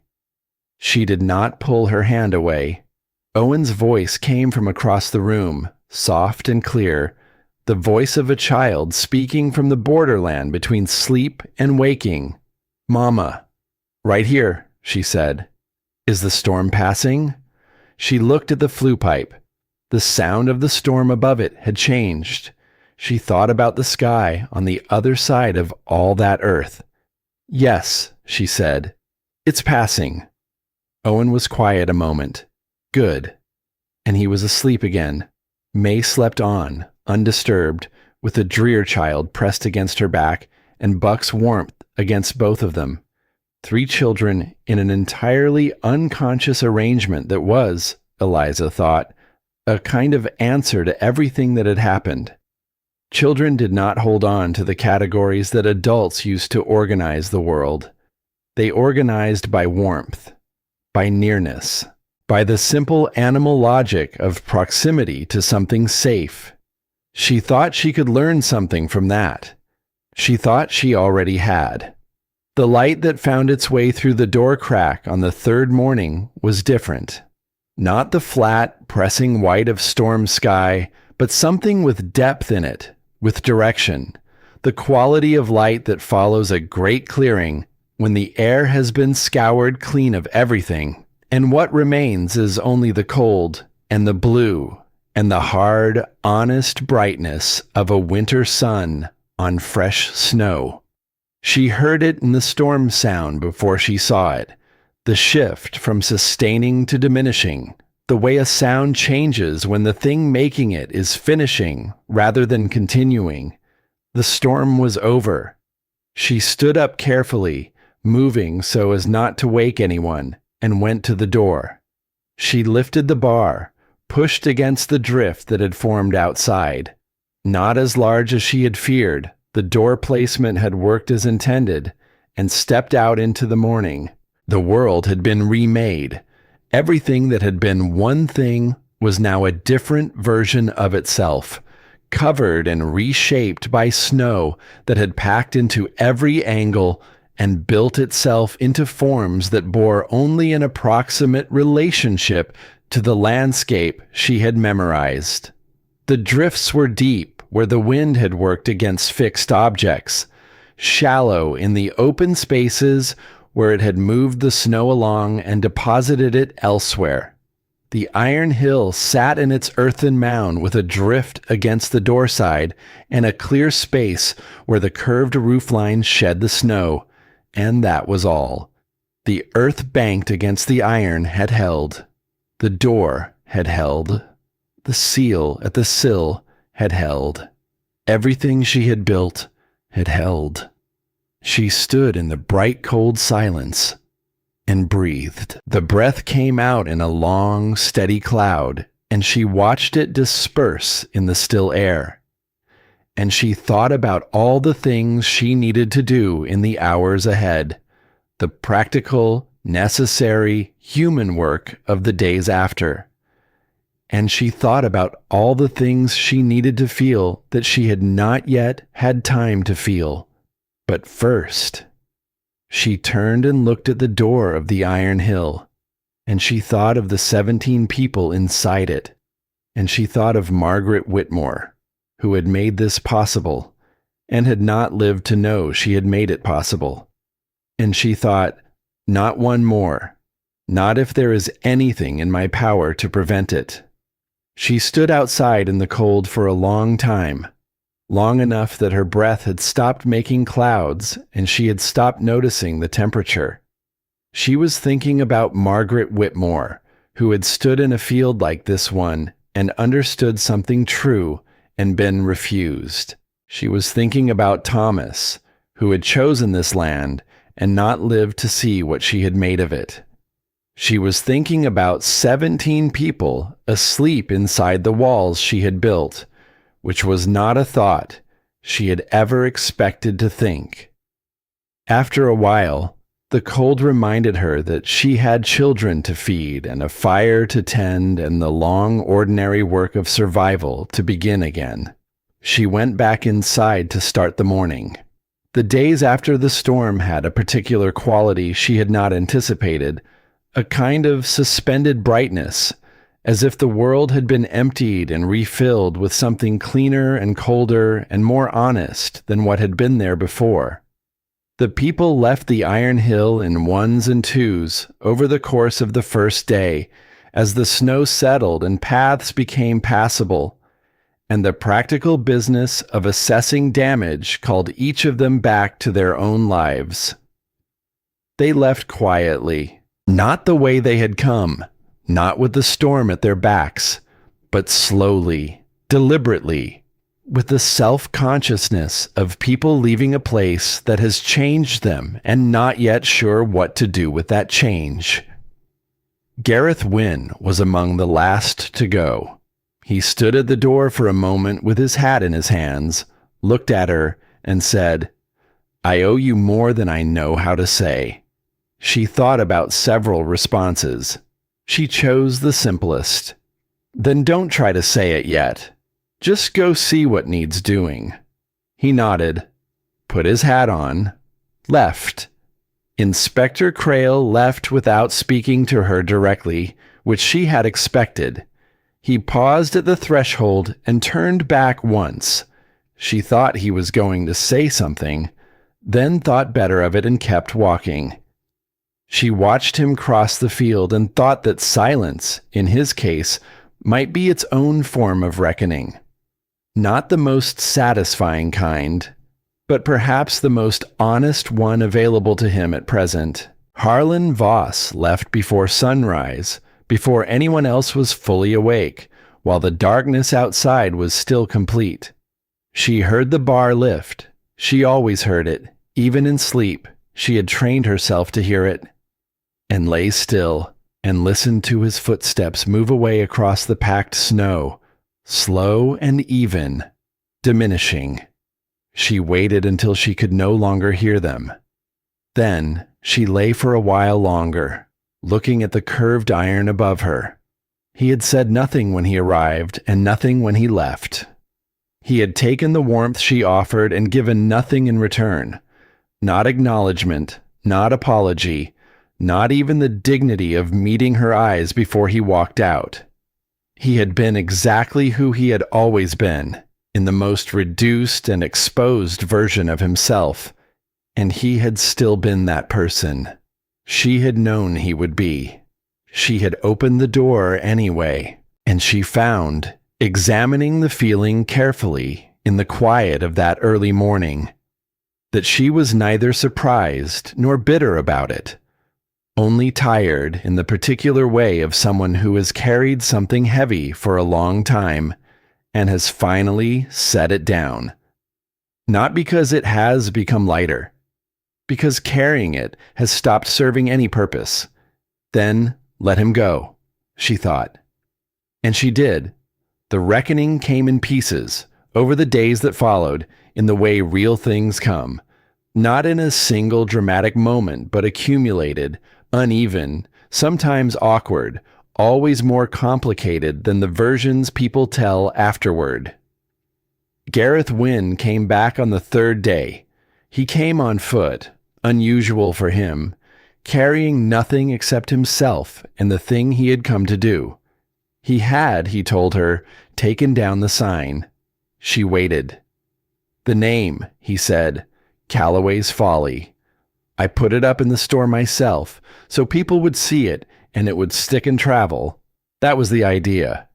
He looked at his hands. "I took it down the morning after the storm broke, and I told anyone who came in that the place had a proper name." "What name?" she asked. He looked up. "Whatever name you want to give it. But if you're asking what I've been calling it." A pause. "The Iron Hill seemed right." She turned that over. The Iron Hill. It had the quality of a thing that had earned its name through what it had done, rather than having one assigned to it. That was, she thought, the only kind of naming that meant anything. "All right," she said. He was almost at the door when he stopped and turned back, with the expression of someone who has prepared something and must now decide whether to deliver it. "I was wrong," he said, "about what I thought you were and what I thought you were doing.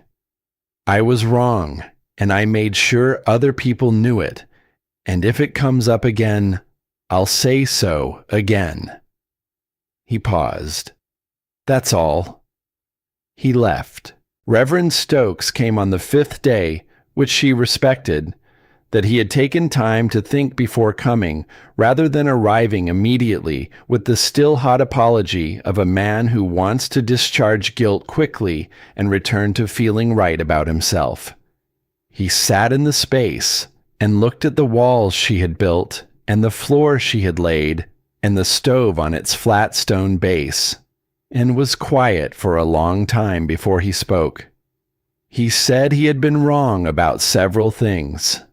He enumerated them carefully, specifically, without softening, and she listened without interrupting. He had been wrong about the nature of the knowledge she possessed. He had been wrong about the appropriate response to someone doing something he did not understand. He had been wrong, and this one cost him visibly, about the relationship between certainty and humility. I preached about humility for many years, he said, without ever quite arriving at it myself. She looked at him. She thought about Margaret Whitmore, who had gone to his predecessor's door and been met with the same careful certainty. There was a woman before me, she said, who knew the same things, who tried to share them. He nodded slowly. I know, Jedediah told me. She deserves to be remembered. Whatever else gets built here, or named here, or taught here, she was first.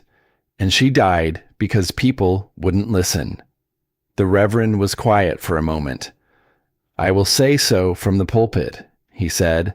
Not about you, about her. About what it costs a community to refuse knowledge because of who carries it. She considered him. She thought he meant it. She thought he might even do it. Yes, she said, say it. Inspector Crail returned with papers. But these were different papers, and he was a different version of himself when he delivered them. Gareth Wynne, it turned out, had spoken to 3 other men who had witnessed Harlan Voss's original declaration about the land, men who had stood in the cold outside her house that morning and heard every word said in front of them, men who, after the storm, had decided that bearing witness to something and doing nothing about it were not the same thing, and that they had been doing the wrong one long enough. The formal cancellation of the land dispute arrived in Crail's satchel without ceremony. Harlan Voss had not contested it. The document he set on the shelf she had built against the curved wall was the formal deed. The land was hers, Thomas's land, her children's land. The iron hill, sitting on its own earth, belonging to no one's accounting but her own. She held the paper and did not say anything for a while. Then she set it carefully on the shelf under the flat stone Owen used for his lessons, and she went back to work. Callum Dreer came alone, without his companions, on a gray afternoon when the snow had begun pulling back from the edges of things and revealing the ground beneath. He was uncomfortable in his skin, in the way of young men who have been wrong, in a way they cannot argue with, and have not yet learned how to carry it. He asked if Owen was around. Owen came, looked at Callum with a measuring expression, and waited. Your ma, Callum said, and stopped, and started again. What she did, what she built. He looked at the curved wall, the stove, the floor. It's something else. And I said things that were... He stopped again. I just wanted to say that. Owen looked at him for a long moment with the unsparing attention of a child who has not yet learned to make things easier for people who have behaved badly. I know, Owen said finally.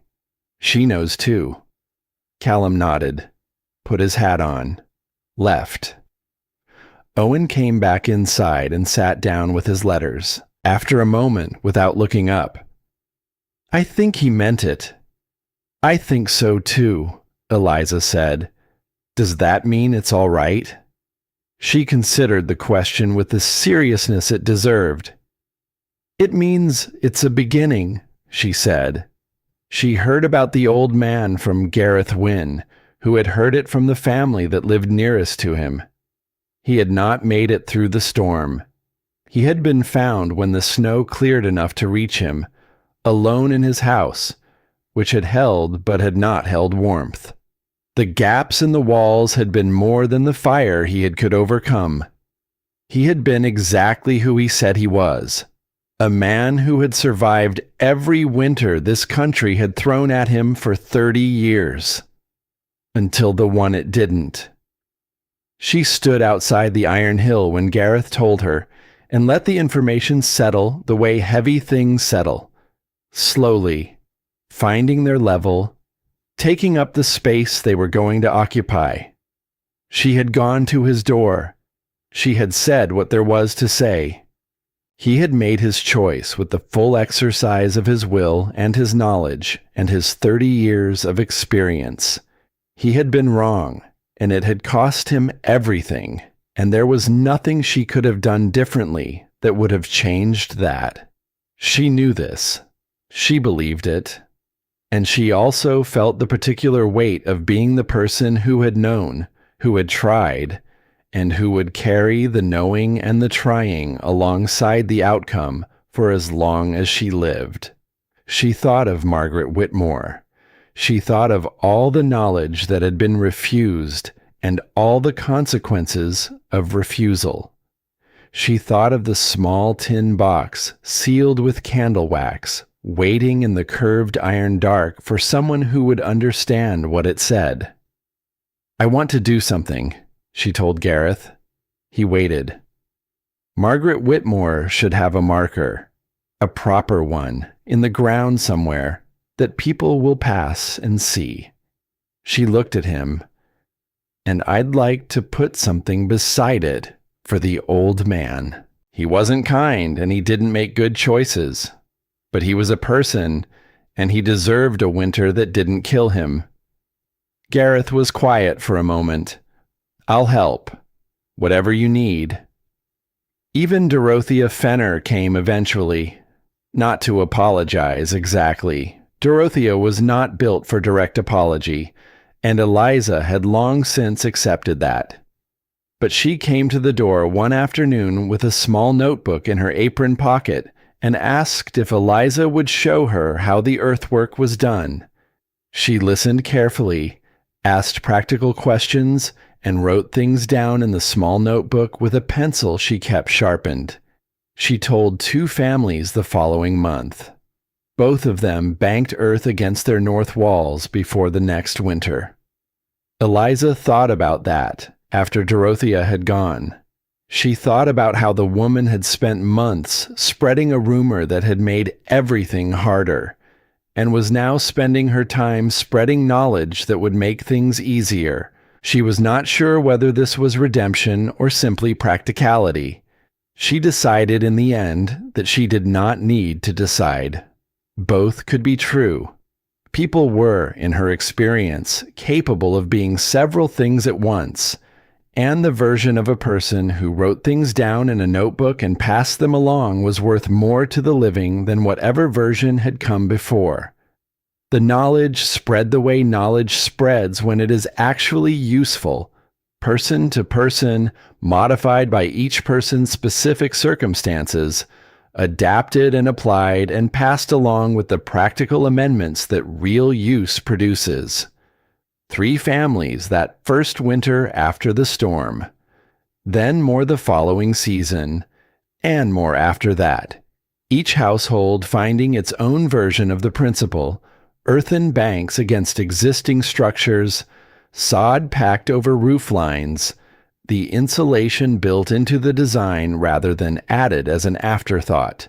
A family on the far edge of the community adapted the technique for a barn and found their animals lost less weight over winter than they ever had before. An older couple banked earth against 2 sides of their house in the late autumn and wrote to their daughter the following spring that it had been the first winter in memory that had not frightened them. Eliza taught anyone who wanted to learn. She taught the way her father had taught her, by showing, by explaining the principle behind the technique, by making sure the person understood not just what to do, but why it worked, so that when their specific situation differed from hers, they would know how to adapt. She started with the women, because the women were the ones who spent most time inside the structures and understood most precisely how they failed. She did not stop with the women. She taught Gareth Wynn's nephew, who was building his first house that spring, and arrived at her door with questions so practical and specific that she found herself enjoying the conversation. She taught the old man's neighbor, who felt, she suspected, some of the same weight she felt about how things had ended and wanted to do something with it. Jedediah worked alongside her in the way he had always worked, present, useful, not making more of his presence than it was, not making less. One evening in the early thaw, when the days had begun to soften at the edges, and the ground was showing itself again at the south-facing slopes, he came and sat beside her on the step outside the Iron Hills door. The same step she had built herself from timber salvaged from the old cattle operation. And he said what he had been not saying for some time. He said it simply, without ceremony, in the same direct way he had said everything else she had come to rely on. She was quiet for a moment. Then she said, "Owen already approves of you." "I know," Jedediah said. "He told me." She looked at him.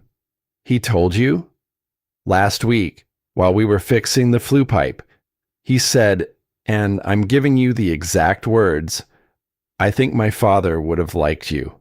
And May thinks you smell like a good person, and I think you should probably ask my mother something.'" He paused. "He's 7. "He's thorough," she said. "He is," Jedediah agreed. She looked out at the field, still mostly white, but showing the dark lines of earth coming through at the higher points. The ground reasserting itself after the long cold, the first evidence of the season changing. "Ask me then," she said. He did. She said yes. Buck died in the autumn, on a day that had the golden, unhurried quality of the best autumn days. The kind that feel like a gift, precisely because they don't last. He had slowed through the summer in the way of very old animals, still present, still attentive, still capable of the precise calibration of need that had always characterized him, but moving more carefully, resting more often, choosing the sunniest spots with the deliberateness of someone who has decided to be warm while warmth is available. He died in his sleep beside May, in the way she would have chosen for him if she had been given the choice. He was there in the evening and not there in the morning, except that he was still there in every sense that did not require breathing. Owen made the marker. He worked on it for 3 days, serious and precise in the way he was serious and precise about things that mattered to him, and when it was done, he set it into the ground at the east side of the Iron Hill, where the morning light fell first. It said, he knew first, too. May put flowers on it, which was May's way of saying everything she could not yet put into words about what Buck had meant to her. Owen stood with his hands in his pockets and looked at the marker for a long time. Eliza stood beside him. "It's a good marker," she said.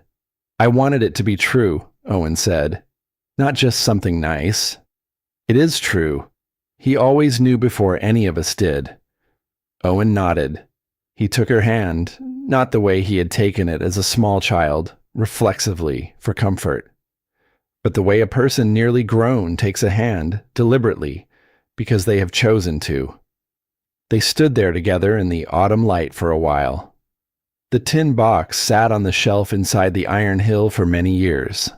When Owen was grown and May had her own household, Eliza took the folded paper out one last time and read it again, alone, in the late afternoon, when the light came through the way she had always liked it best. The iron holds longer than they think. I proved it. They never believed me. M.W. She sat with it for a while.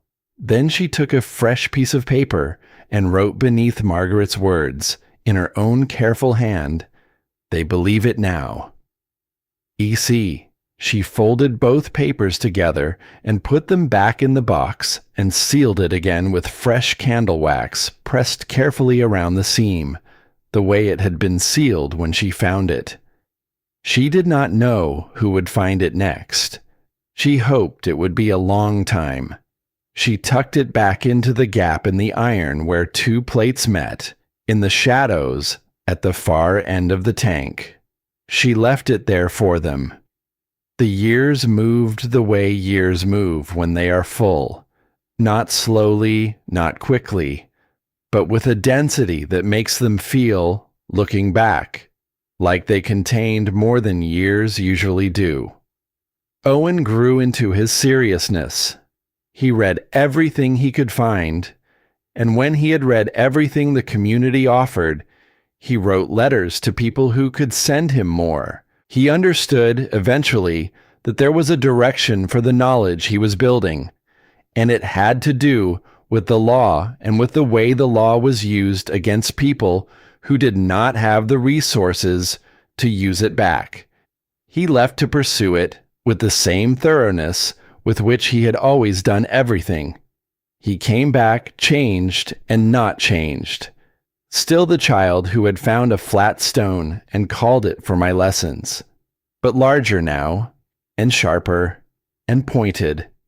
He took cases that no one else would take. Women whose land was being claimed by men with papers, children whose futures were being decided by systems that had not been built with them in mind. He won some. He lost some. He kept going. A woman once wrote him a letter after he had spent 3 months fighting for her right to hold her late husband's land. A letter that said simply, "I don't know how to thank you." He kept the letter in the same coat pocket where he had, as a boy, carried chalk for his flat stone. May was a different kind of mind entirely, more lateral, more interested in connection than argument, the kind of thinker who sees patterns across unlike things. She wrote, and what she wrote was practical and clear and organized around the principle that knowledge should be portable, that the things Eliza had learned and taught should be written down in language anyone could follow, so that no one ever again had to discover them alone in a frozen field. The small book she produced was copied by hand and then by other hands and found its way to places she had never been. A letter arrived one spring from someone she had never met, in a part of the country she had never visited, who had read the book and built an earthen-banked root cellar that had saved a winter's worth of vegetables, and perhaps, given the severity of that particular season, rather more than that. May read the letter twice, then gave it to her mother. Eliza held it for a long time without saying anything. Then, "Margaret would have liked that." "Yes," May said. "I think she would have." The iron hill stood through all of it. She was old when her granddaughter came to sit with her on the step. The same step, replaced twice now, but always in the same place, facing the same field that she had walked across on that first terrible night, with nothing in her pockets but 43 cents and a decision. The girl was 8. She had her father's eyes and her grandmother's habit of examining things carefully before committing to an opinion about them. "Did you really live here?" she asked. "When you first came?" "I did," Eliza said. "Wasn't it frightening?" Eliza looked at the iron hill, at the door in its proper frame, the earthen bank that had been rebuilt and added to over the years until it had become simply part of the landscape, at the marker for Buck, weathered now and leaning slightly, still readable, at the smaller stone beside it for Margaret Whitmore, who had known first. Every single day, she said, for a long time. The girl thought about this. But you stayed. I stayed. Why? Eliza was quiet for a moment. The field lay before them in the long light of late afternoon, the grass moving in the small, easy wind that came through in the hour before the sun dropped. A bird moved across the sky from east to west with the unhurried intention of something that knows where it is going. Because fear and giving up, she said, are two very different things. And I decided early on that I would not confuse them. The girl leaned against her grandmother's arm. She was warm and solid and smelled of the outside, which was the best smell in the world. Will you teach me? She asked. What great-grandfather taught you? Eliza put her arm around her granddaughter and felt the weight of her, real, present, alive, and thought about the chain of it, her father's hands over hers, pressing both their palms into the frozen ground, her own hands over Owen's, showing him the same, May's book, carrying it further, and now this child, asking. Yes, she said, I will teach you everything. The Iron Hill stood long after the story of how it came to be had passed from living memory into the kind of knowledge that exists in the grain of a place, in the way people in that community built their root cellars, in the angle they chose when they banked earth against a north wall, in the instinct passed from parent to child that the ground knows something the air does not. Margaret Whitmore's name was spoken from the pulpit that following winter, as Reverend Stokes had promised. It was spoken again the winter after that. Eventually, it was simply known, the way things become known when they are repeated enough times, and the repetition roots them in the culture of a place. That a woman had understood something important, and that understanding had cost her everything, and that another woman had built on what she knew and kept it alive. Two names on stones in the ground at the east side of the Iron Hill, where the morning light fell first. And beside them, a smaller marker, weathered and leaning slightly, that said, he knew first too, the earth held its temperature beneath them, steady and true, the same as it had always been, the same as it would always be. The iron held, curved and patient in the hill that bore its name. The light moved across the field in the long, golden way of light that has all the time in the world. Somewhere, a child was being shown how to press her palms flat against the earth. Somewhere, a hand was placed over hers. Somewhere, a voice was saying, "Feel the difference? Between the cold up here and the cold down there? This is what the earth knows. This is what it will always tell you, if you ask. The earth never lies. And neither, in the end, did she." If you are facing your own storm right now, if you have been told that what you know is worthless, that what you have built is foolish, that you are a burden rather than a landowner, remember Eliza Calloway. Remember that the ground holds what it holds. And so can you. And that fear and giving up are two very different things.